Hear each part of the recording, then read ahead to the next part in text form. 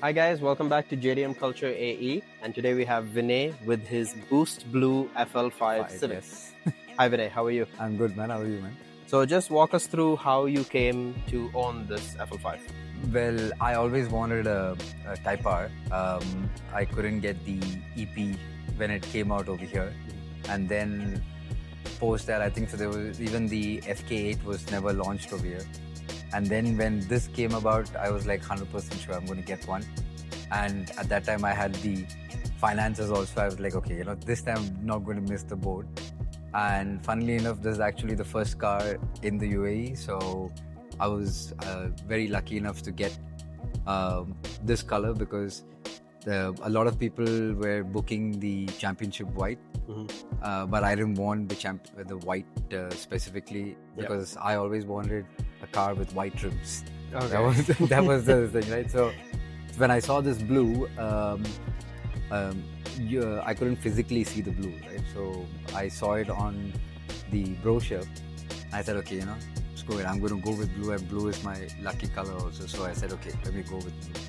And then the rims were actually, I never planned to get this particular thing. We all wanted the Rays T, but they were ridiculously expensive, and I think so waiting period was close to a year.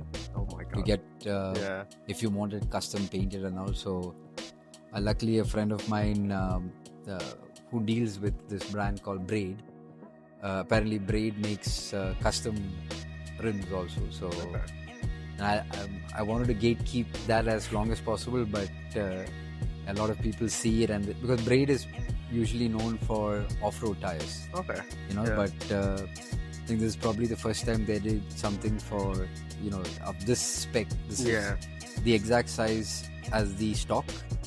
So a lot of people think I lowered the car, but it's not. It's not lowered at all. It's stock. I even use the same tires that the car came with. So I just lucky enough to get this. So this is my Boost Blue, my baby. All our cars are babies, I think. You said one of the main reasons for getting the blue color instead of the championship white, which many people wanted to go for, was for the white wheels. Was that your first mod on the car? Yes, the rims were the first mod, and so I have this thing. If I buy any car, I would usually not go crazy on the mods, at least until it finishes 50,000.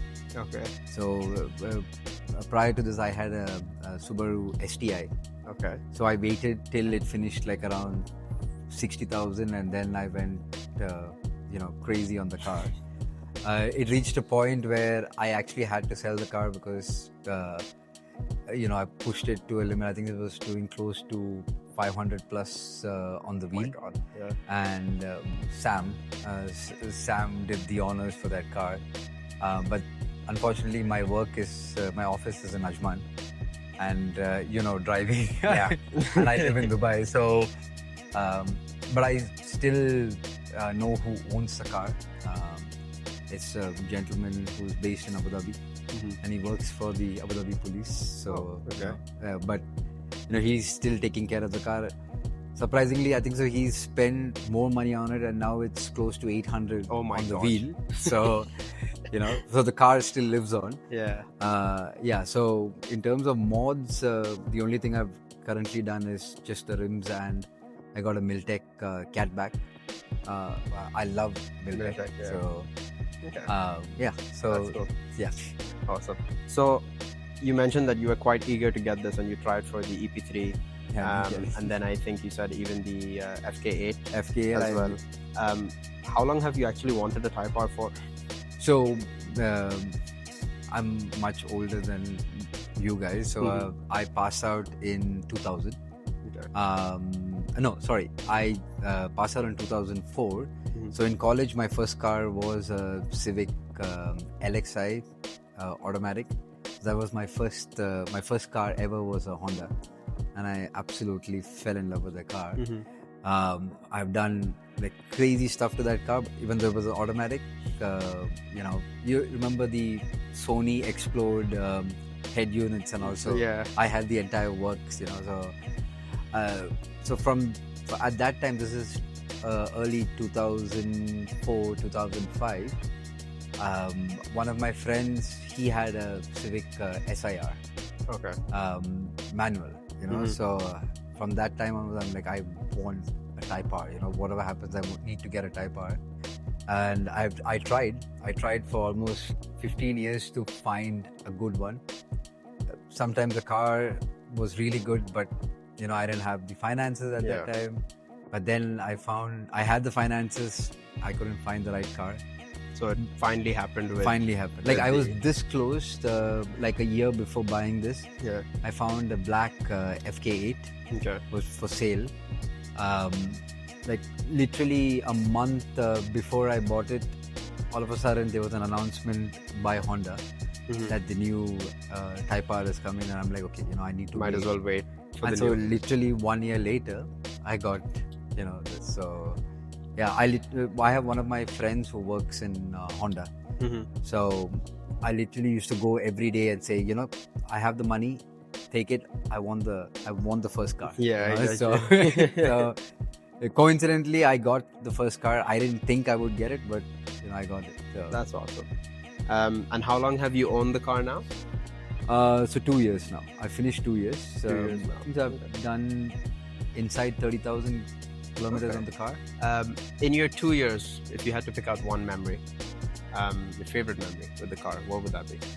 Well, I don't track the car. Everybody says you should track the car. I mean, I want to enjoy the car for as long as possible. So, but I did take part. We had like a business event where it was, everybody with supercars. So it was basically a supercar drive. Yeah. And so I was part of the organizing committee also. So I drove this with McLarens and Ferraris and all. And the way this pulled, nobody expected this car. Like I was literally in the front, keeping up with. Yeah. There was a guy with a wiper. Like it was insane collection of cars, and literally after the event, people are like, it's a Honda. Yeah. I'm like, yeah, it's Honda. And where was the drive to? The Jabal Jais. Jabal Jais. Yeah. Okay. So there's a restaurant on top. So we started the drive from the foot of the hill, and it was insane. Like this car on on a hill climb, it's a different beast. Just goes to show you JDM though, because I believe this is around 280 horsepower, if I'm not mistaken. No, this is around 310.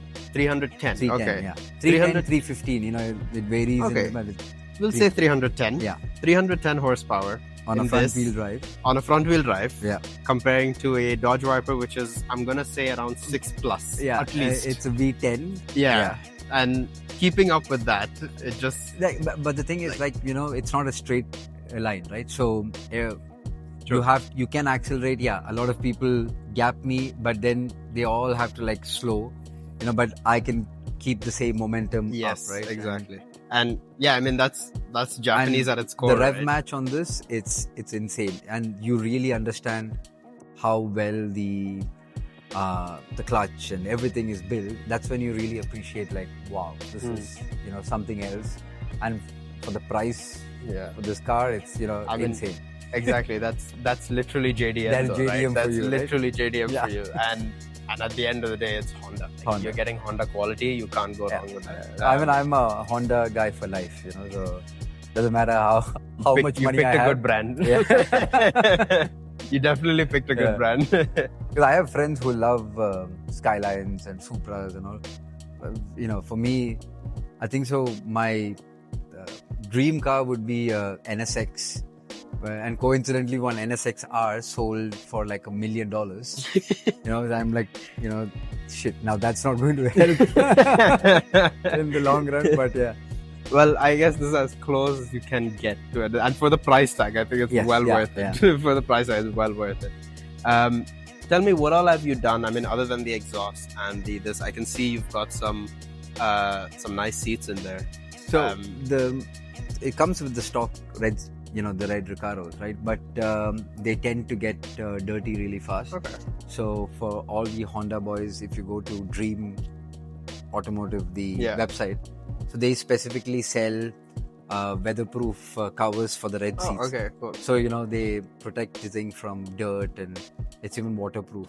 to an extent. So the first thing I got is covered the red seats, so maintain the color. Otherwise it gets dirty with the jeans, and so understandable. You've owned this car for 2 years. You absolutely love Honda. Absolutely. And you've wanted a Type R since forever. Since I got my license. Yeah, since you got it. I mean, your first car was a Civic, so Civic, you wanted a Type R, I guess, pretty much since then. Yeah. Now that you finally got it, what was that feeling of, kind of, let's say, receiving the car? I mean, the good thing was I had like the showroom manager, the principal of Honda. They all came and they, handed over the keys to me. And the first time I saw the car, till then I've not seen the car. So I literally saw the car when they were delivering it to me, and I was like, when you see that for the first time, it's a completely different experience. It's like, you wait for something for so long, and when you get it right in front of you, and I was so scared to drive it out of the showroom. I was like, so I literally took it from the showroom. The next day I took it to a friend of mine, and I completely PPF the car. So that's something I would highly recommend. It is an investment, but you remove it, even after 5 years, you remove it, the factory paint quality is still there. That's why it looks very shiny. Yeah, it looks and amazing. just you wash it with water, it's back to its and especially with this color, it pops amazingly. It looks brilliant. I mean, the full combo, you've got the blue, the white, and the red seats inside. It's absolutely and I have a stunning. list of mods which I'm planning to slowly start accumulating, because some of these parts they're very limited. Like for example, Spoon has come out with a set of parts, and I always wanted to get the, if you're a Honda guy, everybody who sees the Spoon EG or the EK, you're like drooling over that car, right? And I want to get as much as Spoon parts onto the car, and like I told you before, right? This blue resembles very close to the Spoon blue. So it's, hopefully end of its modification cycle, I'll probably make it as close as to a Type 1 as I can. That's the dream. That's cool. I mean, you've got a clear vision. It's no rush, it's a process. And I don't intend to track it. So anybody who thinks I'm going to track it, no way. I think, I mean, it would perform beautifully on the track. But absolutely, I have no. It's a different enjoyment, I guess. Enjoying it off the track as well, right? And keeping it for that. I would probably get another Type R just to have a track car, but this being, my first one, I'm going to keep another it as FL5. Are you thinking another FL5? But to be honest, I'm crazy enough to do it. Okay. So I would probably down the lane when I see sometimes it's some of these cars, because of the hype, a lot of people jumped and bought it. And then they're not used to having a manual daily. And now you see, they're all come down in price, and so I'm waiting for that moment and then, right? If I get a 23 after maybe a couple of years, take it, strip it completely, and make a track. That'll be insane. Probably build it as well. Absolutely. So is this your daily at the moment? Yes, it's my daily. And I'm building another EK9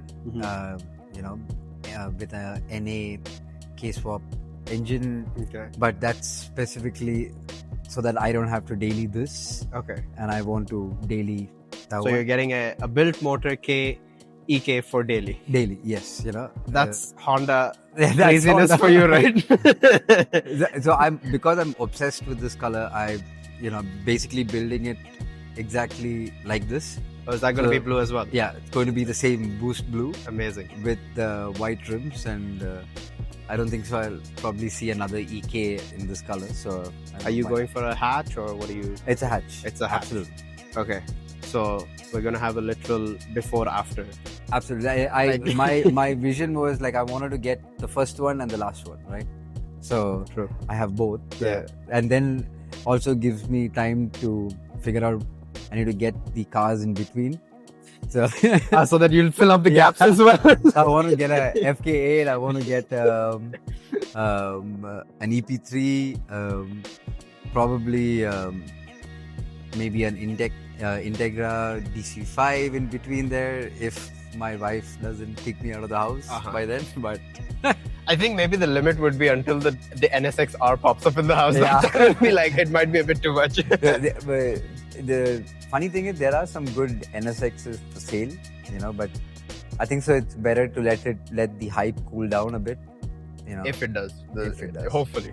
But it's good for our the JDM culture. Yeah. Absolutely, because I've attended a lot of car meets. To be honest, like the actual JDM guys tend not to attend too many of the the publicized car shows because it's all about show of wealth rather than just enjoying the car, enjoying a car, enjoying the culture of it. Because I've gone for shows where it's easy to throw money and build a car. Absolutely, that's everybody can do that, right? But I've seen guys who are who have CRXs, right? And they just start with I've seen one guy with a CRX, he has one seat and the AC is working and the outside looks beautiful, and every 2-3 months he gets one part, he fixes it. It's like a long process. And that's what we all grew up with, right? Like I'm born in UAE, so I remember when I was in college, you could literally go to the Sharjah industrial area to the scrapyards, and you can actually get mint condition R32s, which are bought in containers. Yeah. And nobody knew the value of those cars, right? And then all of a sudden, Fast and the Furious came out, and then all hell broke loose. Yeah, exactly. That's exactly what it's all about. It's about enjoying the culture and doing something for the passion, not doing something for let's say bragging rights of saying, oh yeah, my car has this much horsepower, or my car is this fast, or whatever it is. I don't understand the craze of horsepower, to be honest, because if you say you have 1,000 horsepower, right? In reality, where are you going to use 1,000 horsepower, exactly. right? Like you would probably at some power curve you will hit 1,000, but where? Yeah, exactly. I think the maximum, if you look at your 911s, not to jump away from JDM, but Porsche and Hondas, they always had that very simple thing, right? Yeah. Not make the car powerful, but make the driving experience. The driving experience excellent. Absolutely. Yeah, that's exactly what it is. And other than drag, I feel like there's a limit of horsepower, and at that, after a point, it's just like. And I learned my lesson with my with the Subaru, right? Because Subaru is one of those cars which is dying to be modified. Yeah. And stock Subarus, whatever people say, the engine is going to die on you. How much ever you take care of it, if you had a Subi ever in your life, you're going to have, you have to work on the engine at one point or the other, right? So it's inevitable. Basically. So automatically when you start working on the engine, you're like, let me throw in a bigger turbo, let me do that. It's open now, so might as well just change things. Right? So, and that's and then I realized I don't need 600 horsepower. Yeah. It was a beautiful car. It's one of the more fun cars I've had, but I was very scared driving it, believe it or not. Yeah. It was very scary at times. But then I got this. It's you can actually enjoy all of the power, right? Every inch of the car is exactly. It's got your creature comforts, 4 doors and enough, and I can put the seats down. I can literally have so much of space in my storage space, to get stuff. So this car is. They've done an amazing job with the design of the car. Yeah. Thank you, Vinay, for sitting down with us.